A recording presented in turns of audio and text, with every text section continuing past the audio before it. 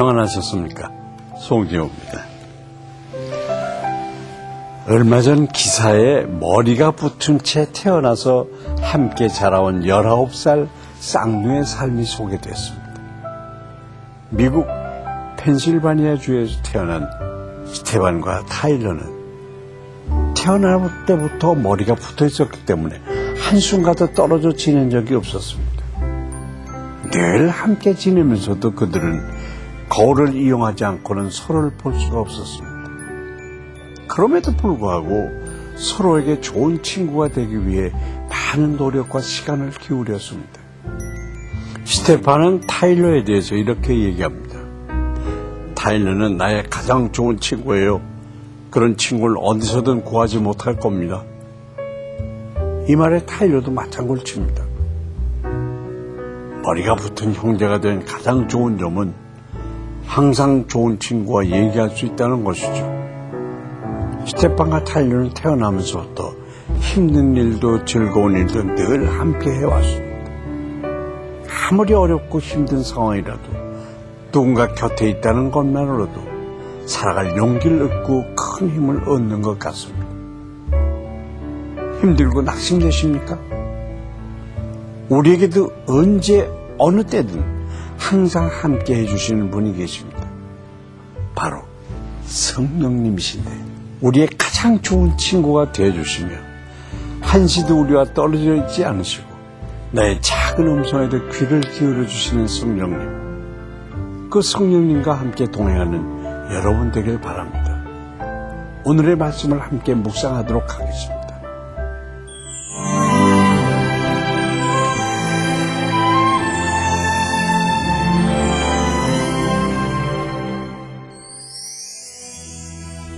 오늘 보실 말씀은 사도행전 24장 1절부터 15절까지입니다.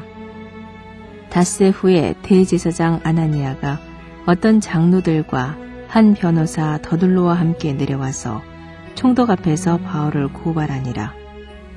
바울을 부르매 더둘로가 고발하여 이르되 벨릭스 각하여 우리가 당신을 힘입어 태평을 누리고 또 이 민족이 당신의 선견으로 말미암아 여러 가지로 개선된 것을 우리가 어느 모양으로나 어느 곳에서나 크게 감사하나이다. 당신을 더 괴롭게 아니하려 하여 우리가 대강 여짜옵나니 관용하여 들으시기를 원하나이다. 우리가 보니 이 사람은 전염병 같은 자라. 천하에 흩어진 유대인을 다 수요하게 하는 자요. 나사렛 이단의 우두머리라.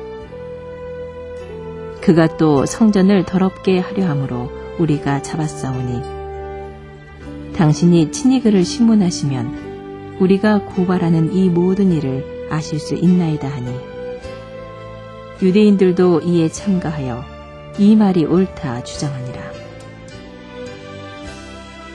총독이 바울에게 머리로 표시하여 말하라 하니 그가 대답하되 당신이 여러 해 전부터 이 민족의 재판장 된 것을 내가 알고 내 사건에 대하여 기꺼이 변명하나이다.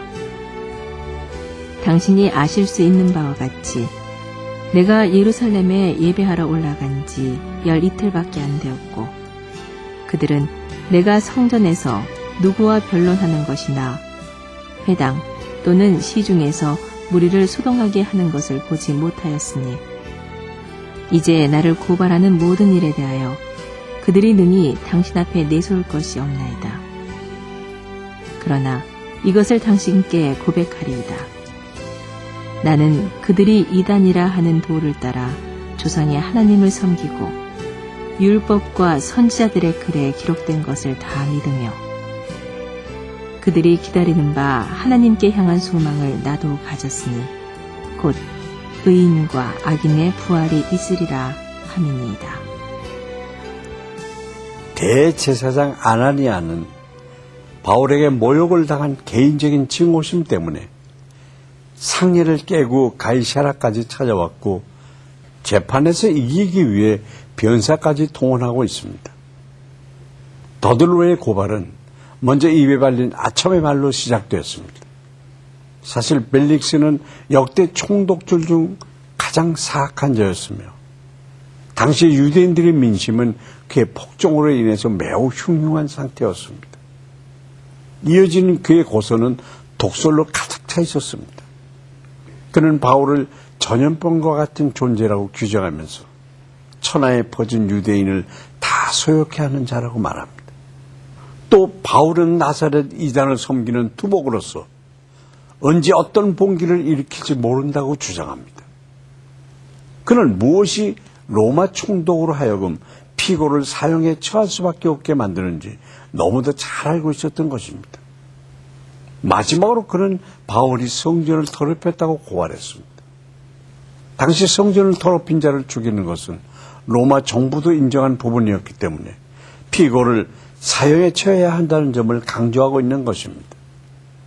목적을 위해서는 아첨과 독설도 마다하지 않는 더들로 같은 사람이 되지 않도록 우리 자신을 항상 돌봐야 되겠습니다.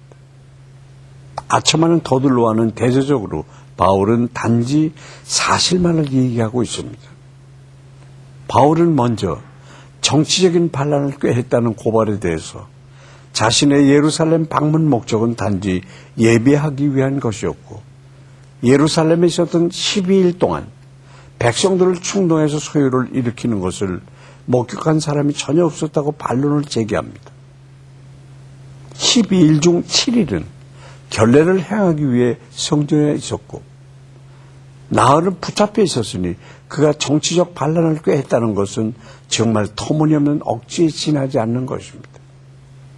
하지만 바울은 나사렛 이단을 섬긴다는 고발에 대해서는 자신이 그 도를 따르는 자임을 담대히 고백합니다.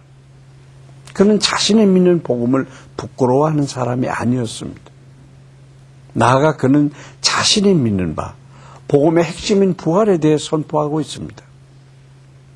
우리도 바울처럼 진심으로 여호와 하나님을 섬기며 기록된 말씀을 믿고 의인과 악인의 부활에 대한 소망을 가지고 살아야겠습니다.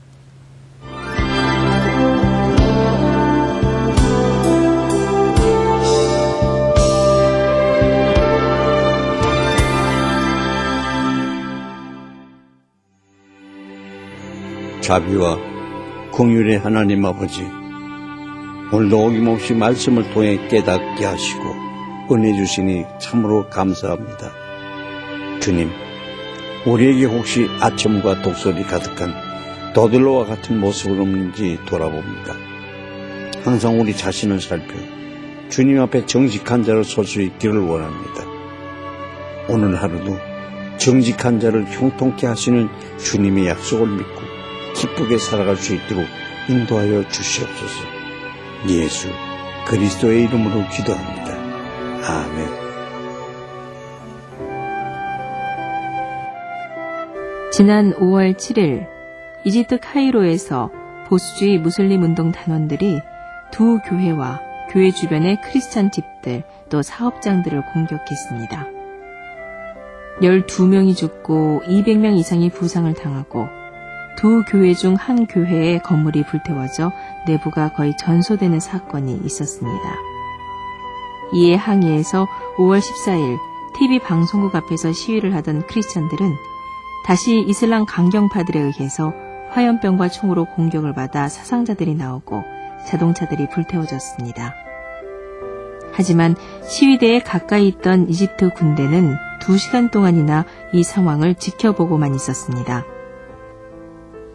이집트 혼란을 틈타 이슬람 강경파들의 크리스찬 공격이 늘어나는 이 상황에 하나님께서 개입해 주시도록 기도합시다. 이솝 우화에 나오는 얘기입니다. 하루는 사자가 병이 들었습니다. 그래서 이리를 포함한 많은 동물들이 사자를 찾아와 병문안을 했습니다.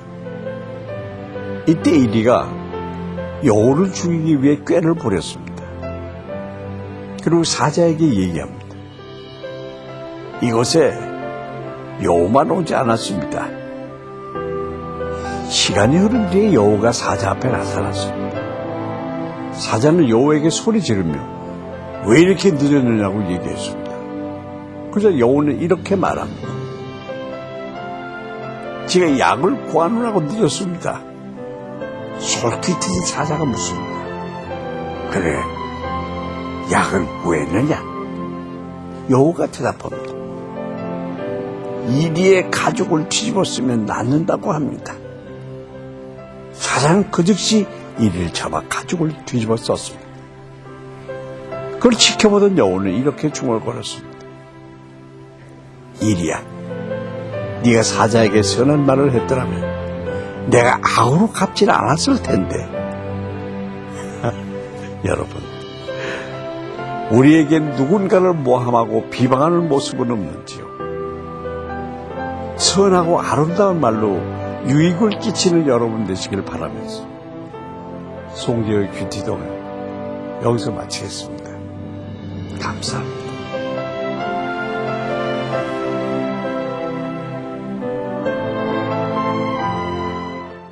이 프로그램에는 GTM에서 큐티 교재 GT를, 책으로 만나는 성지 순례 답사기 바이블 루트를, 수아영에서 기초 화장품을 협찬해 주셨습니다.